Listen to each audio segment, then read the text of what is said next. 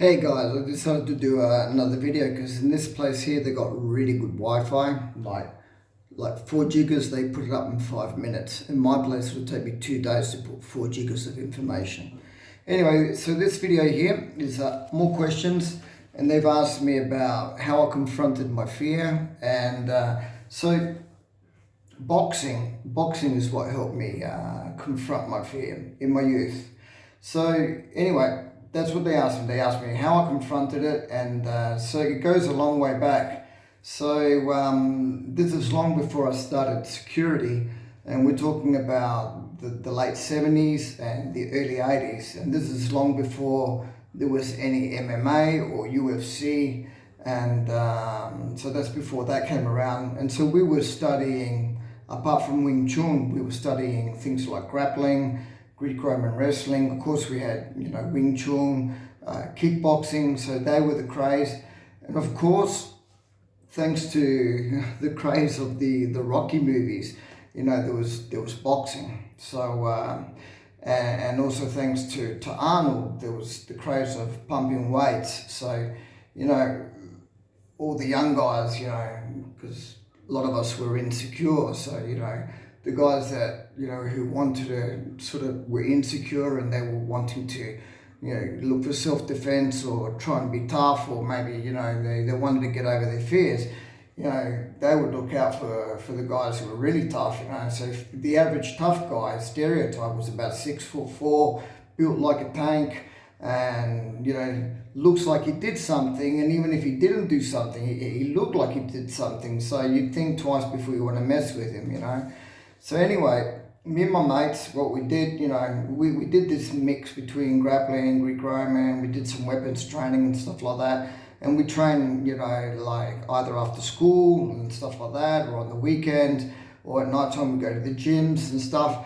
And then when I was around 14 and stuff, I started to take this really serious look at, which was probably before I was 14, but that's another story. But when I was around 14, 15, started to take a really serious look at boxing. And so, one of my mates who had a car, a bit older than me, we started going to a gym. And so we seriously started practicing it. So like I said, we were really cross-training anyway. And so we were training as much as we can. It was about 2-3 times a week we would go to the gym. They were usually in the afternoons, and then at night time we'd go and train Wing Chun. And that was for about a 2-year period, and it was my fortune then that from Australia I took off to Italy, and let's just round it off to about a 2-year period. I had this fortune of working in this hotel where they sponsored a proper team that was called Fernet Branca, and they had like a professional team with people that were going for world titles and stuff like that. So I was surrounded by pros. Now, I was really, really lucky, maybe because, I was charismatic, I was, I really had my eyes open to this other reality. And I was lucky because knowing I was fluent in 2 languages, I would sort of like mix in with these teams, and I was like the mascot. I would go to these professional matches. I was also an interpreter, and I was training and working for this hotel. And so I was training early mornings, like 4:30. I'd go running with them, then training at the sports field. Then in the afternoon, the bus would come and pick them up. We'd go and training in the afternoons. And then at night time, I'd go back and work at the hotel. And then when I could go to train at the amateurs gym. And the only thing I couldn't do, I wasn't allowed to actually spar with the pros, but I could do all the training routines that they were doing as well, right? I could spar with the amateurs and stuff like that and do the fights, which was really cool. But I'm getting to the fear factor anyway, but I'll just tell you how boxing helped me, right? And but the sparring, I was allowed to spar with the pros at the hotel. Like I was like a sidekick, and they'd have a laugh slapping me around, sort of punching me around, because I just break their balls because I wanted to know as much as I could. I really was enthusiastic, and I was crazy because I was just training so much. I was just training, And, like one night, there was one guy that was going for the world title. His name was Nino La Rocca, which unfortunately he lost the title, but he saw me training like nunchakus and smashing up a tree like a wooden dummy. He said, "What the fuck are you doing, man?" And so he saw me, and he used to practice karate and stuff, so he was really cool. But anyway, so getting to that, well, let's get to boxing. He training with these guys and having that fear factor of going into a fight really helped me a lot, because when you're preparing for a fight for boxing, it psychologically, if you've never had a fight in a ring, especially at a young age, right? And this is before I got into security work, but at that young an age, it's like you're 17 years old, and it's like terror. You're thinking about this fight, and just thinking about the fight terrorizes you. Not everyone's the same. There's probably guys who handle it a lot better, but before the fight, you can't believe how much energy drains out of you thinking about a fight before actually stepping into the ring, right? And you might even train 10 or 12 rounds for a fight, for a 3-round amateur fight, right? And, by the time you get in on your first fight, by round 1, you're really exhausted, because the fear factor's just absolutely drained you. So you got no idea how much the fear actually exhausts you. So I remember my first fight, how exhausted I was. And all the stuff that I was doing in the gym, all the fancy footwork, all the hard training that I'd put in, just went out the window by the time I had my first fight. I didn't even do like 10% of what I did in the ring. So what I'm saying is that the experience and what it does to you psychologically, if you go through it, it actually reinforces you, makes you strong. So that's one of the advantages of what the ring and how boxing helped me on a psychological level later on in life anyway. And I've got a list of things that I wrote down. So it was a really good opportunity, and I was really lucky to have trained with professional boxers. That's not an opportunity that a lot of guys get in their life. So the fact that I trained with amateurs and pros was a blessing. I'll never forget that in my life. I really blessed that opportunity. So by the time you get to 4 fights, I think by the 3rd or 4th fight, I didn't care anymore. It's like all that fear, it didn't bother me anymore. I didn't care if I lose or win. It was really cool. I was really relaxed. It didn't bother me at all getting into a ring.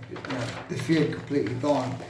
But if I had to say how I converted that later on in my martial arts, it was a bonus, I was able to convert that fear factor or that psychological factor in my martial arts. That's not to say that in real life I don't get scared. Like the fear is still there, but I managed to channel my energy differently, even on a one-to-one level. So, but what benefits, I made a list here, what benefits did I draw from boxing or, like ring fighting, and how did I convert that? So here's a list of things. Anyway, first, increase self-confidence. So that helped me a lot. Having ownership in yourself, taking responsibility for all the shit that you do. Like, you fail, it's your fault. You can't, when you take an objective or you go for goal setting, and you go for something, you got to take ownership for what you do. It's like, when I saw that fight, anyway, you all know which one I'm talking about, that DKU stuff like that. You never go into a fight and say, but I had this pain, I had that shit. You go into a fight, you take ownership for what you do, no excuses. If I go into a fight, I'm not going to go and say beforehand, hey, but I got a sore neck. That's bullshit. You take ownership for what you do. You got problems, you don't take the fight. If you got problems, go into the fight and fuck it, it's your fault. Or you go to the end, and that's it. That should be the principles of any martial artist. You're a warrior, and you go to the end, whether you're fucked up or not, you take the fight, and that's the end of the story. So taking ownership is what I learned from that. You learn to confront your fear. It definitely increased my reflexes, it increased my speed and timing, it improved my footwork, no end. Learning to connect your power with your whole body. So, boxing really teaches you to connect from the base of your foot right through, you know, your hip section, through your spinal column, your torso, through the shoulder, through the whole body. Everything connects. So, you know, I learned that and transferred that into my Wing Chun. So, you know, they're very similar, the systems. I know some people just think we do that, but Wing Chun is not that. Unfortunately, a lot of people don't understand that. Learning to attack as a defense rather, sorry. Knowing the right time to attack, which is very important.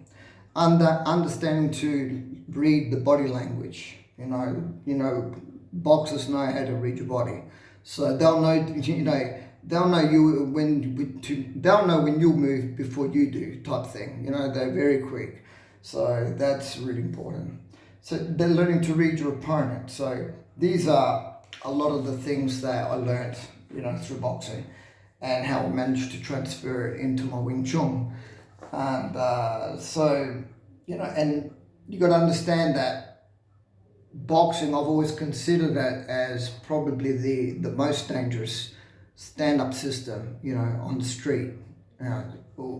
It is, because if you get a good boxer who understands even short-range fighting, and he knows how to connect, you know, at a short range, and I'm talking about 60 centimeters distance, and you're arguing with a guy, and he doesn't even need to wind up, he just takes off, you know, you got big problems.